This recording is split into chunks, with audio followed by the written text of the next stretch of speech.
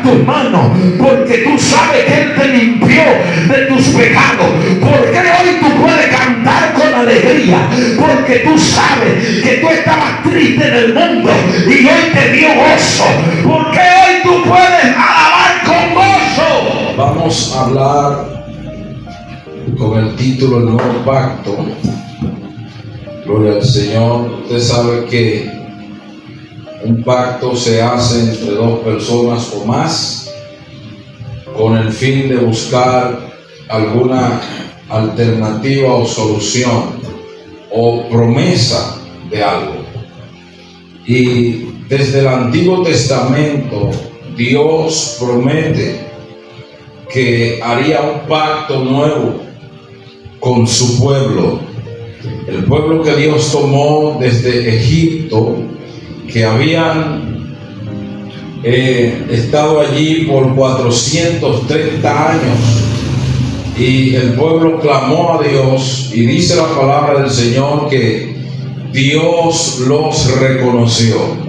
Era como que si Dios se había olvidado de ellos, pero en algún momento de la historia ellos clamaron a Dios, oraron a Dios, gimieron pidiéndole a Dios que les diera libertad, y Dios los libertó. Y podemos mirar durante la historia cómo Dios le levantó profetas, líderes, hombres ungidos que Dios había elegido, reyes con la unción de Dios para dirigirlos y gobernarlos a ellos. Pero no obstante, el pueblo de Dios siempre se mantuvo desviándose de Dios, haciendo todo lo contrario a lo que Dios le había pedido. En el capítulo 1 dice: ahora viene el punto principal de lo que venimos diciendo, es que tenemos tal sumo sacerdote, el cual se sentó a la diestra del trono de la majestad en los cielos, ministro del santuario de aquel verdadero tabernáculo que levantó el Señor y no el hombre. Porque todo sumo sacerdote está constituido para presentar ofrendas y sacrificios, por los cuales es necesario que también tenga algo que ofrecer. Así que si estuviese sobre la tierra, ni siquiera sería sacerdote, habiendo a un sacerdote que presenten ofrendas según la ley, los cuales sirven a lo que es figura y sombra de las cosas celestiales, como se le advirtió a Moisés cuando iba a dirigir el tabernáculo, diciendo: mira, haz todas las cosas conforme al modelo que se te ha mostrado en el monte. Y es bastante interesante lo que subraya el escritor, porque él está diciendo que Moisés en el desierto levantó un tabernáculo. Recuerden que tenía el lugar santo, que era la primera parte del tabernáculo, pero la segunda parte era el lugar santísimo, y en ese lugar solamente podía entrar el sumo sacerdote, pero no podía entrar sin sangre, tenía que entrar con sangre, y para ofrecerlo por todo el pueblo. Así que Moisés levanta el tabernáculo. Ese tabernáculo él no lo iba a hacer como a él le diera la gana. Habían arquitectos, había gente que sabían de diseño, pero algo que me gusta es que Dios le dijo: hazlo conforme como se te mostró en el monte. Porque si hay algo que a Dios le gusta, es que la gente haga conforme Dios ha dicho. Es bastante notorio, porque nosotros podemos mirar que este santuario, este nuevo santuario del que se está hablando aquí, es Jesucristo. Por eso dice que este santuario lo levantó el Señor y no el hombre. Por eso nosotros decimos: grande es el misterio de la piedad, Dios fue manifestado en carne. Al Dios manifestarse en carne, Él levantó un santuario, un tabernáculo donde Él mismo tendría que habitarlo. Por eso dice Pablo: Dios estaba en Cristo reconciliando al mundo mundo consigo mismo, no tomándoles en cuenta a los hombres su pecado, nos ha entregado el misterio de la reconciliación. Ahora, la Biblia lo que enseña que ese tabernáculo del desierto era sombra, era figura del verdadero tabernáculo, el cual es el Señor Jesucristo. Ahora, por eso en Juan 14 nosotros podemos mirar lo que le dice Felipe al Señor: mira, muéstranos al Padre y nos basta. ¿Cuánto tiempo hace que estoy con vosotros y no me has conocido, Felipe? El que me ha visto a mí, ¿ha visto a quién? Ha visto al Padre. ¿Cómo tú dices muéstranos al Padre y nos basta? ¿No creéis que yo estoy en el Padre y el Padre es en mí? Jesús dice: el Padre que mora en mí, Él hace las obras. Amén. Todos me conocerán, desde el menor hasta el mayor, porque la intención de Dios cuando derrama su espíritu sobre nosotros es para tener comunión con nosotros, es para Él vivir íntimamente con usted. Usted no necesita un intermediario. El único intermediario que acercó a la gente hacia Dios fue el hombre Jesucristo. Es decir, ya yo no necesito que alguien sea mediador entre Dios y yo, porque el único mediador que me dio y ese sacrificio sigue mediando entre Dios y los hombres es Jesucristo. El sacrificio, la ofrenda, el hombre Jesucristo murió ¿para qué? Para darnos en este nuevo pacto de sangre, oye, y no ajena, sangre propia. ¿Fuera qué? Dice el Señor que Él será propicio para sus injusticias, sus malas prácticas. Jesús dijo en una ocasión que Él no vino a llamar a justos al arrepentimiento, sino a pecadores. ¿Sabe por qué? Porque había un grupo que se creían justos cuando ellos eran los verdaderos pecadores.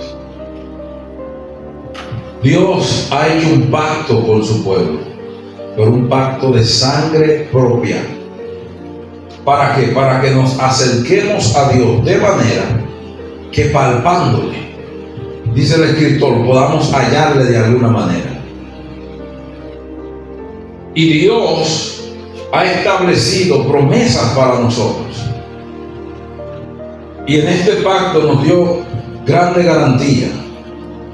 Pero dice que el primer pacto tenía ordenanzas y cultos y un santuario terrenal, porque el tabernáculo estaba dispuesto así. En la primera parte se llamaba el lugar santísimo, el lugar santo, perdón.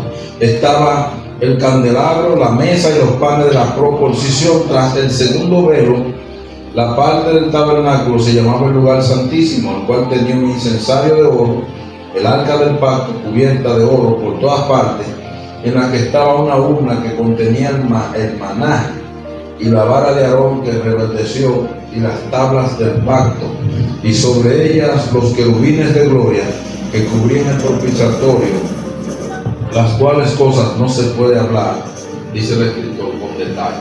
Que el escritor señala que el primer pacto tenía ordenanzas y cultos. Siempre había que estar haciendo ceremonia, pero en este nuevo pacto, la ceremonia que nosotros tenemos que hacer no es igual que la ceremonia que se hacía anteriormente. Todos me conocerán, desde el menor hasta el mayor, porque la intención de Dios cuando derrama su espíritu sobre nosotros es para tener comunión con nosotros, es para Él vivir íntimamente con usted. Usted no necesita un intermediario. El único intermediario que acercó a la gente hacia Dios fue el hombre Jesucristo. Es decir, ya yo no necesito que alguien sea mediador entre Dios y yo. Porque el único mediador que medió y ese sacrificio sigue mediando entre Dios y los hombres es Jesucristo, el sacrificio, la ofrenda. El hombre Jesucristo murió ¿para qué? Para darnos en este nuevo pacto de sangre, oye, y no ajena, sangre propia. ¿Fuera qué?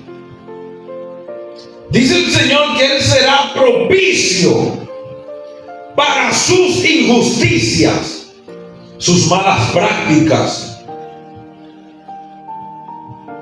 Jesús dijo en una ocasión que Él no vino a llamar a justos al arrepentimiento, sino a pecadores. ¿Sabe por qué? Porque había un grupo que se creían justos cuando ellos eran los verdaderos pecadores.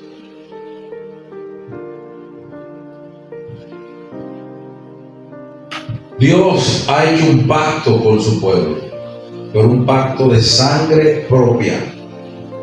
¿Para qué? Para que nos acerquemos a Dios de manera que palpándole, dice el escritor, podamos hallarle de alguna manera. Y Dios ha establecido promesas para nosotros. Y en este pacto nos dio grande garantía. Pero dice que el primer pacto tenía ordenanzas y cultos y un santuario terrenal. Porque el tabernáculo estaba dispuesto así. En la primera parte se llamaba el lugar santísimo, el lugar santo, perdón. Estaba el candelabro, la mesa y los panes de la proposición. Tras el segundo velo, la parte del tabernáculo se llamaba el lugar santísimo, el cual tenía un incensario de oro, el arca del pacto cubierta de oro por todas partes, en la que estaba una urna que contenía el maná y la vara de Aarón que reverdeció, y las tablas del pacto, y sobre ellas los querubines de gloria que cubrían el propiciatorio, las cuales cosas no se puede hablar, dice el escritor con detalle.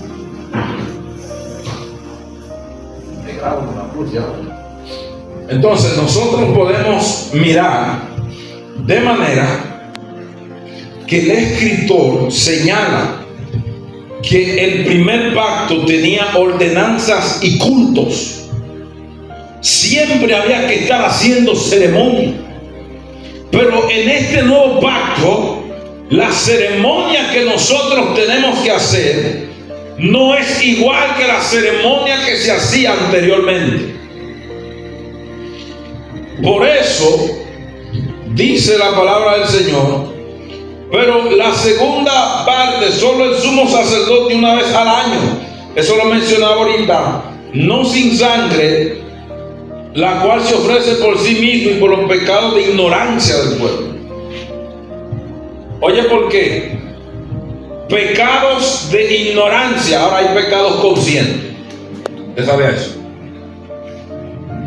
Usted lo hace de maldad. Usted sabe que no debe de pecar y tú dices, voy para allá. Usted no le importa que Dios le vaya a juzgar, usted dice voy para allá, y lo hace conscientemente. Y cuando usted peca conscientemente, ya, o sea, usted está prácticamente esclavo, porque cuando tú ya haces algo y no, como que no te pesa, es porque ya tú estás esclavo.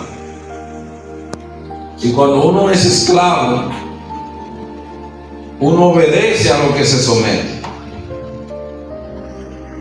Pero aquí el pecado era por la ignorancia del pueblo.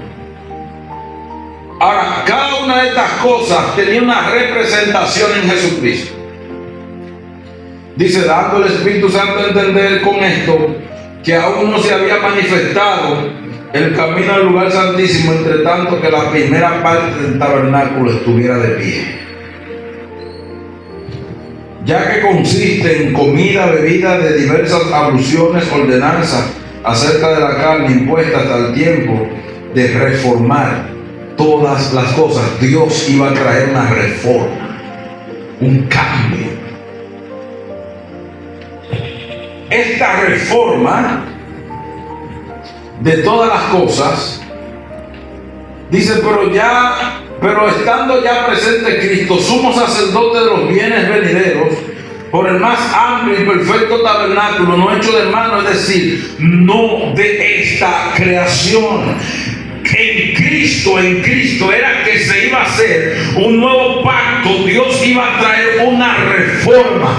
Esta reforma iba a cambiar todas las ordenanzas del culto, toda la forma de expresión de alabanza.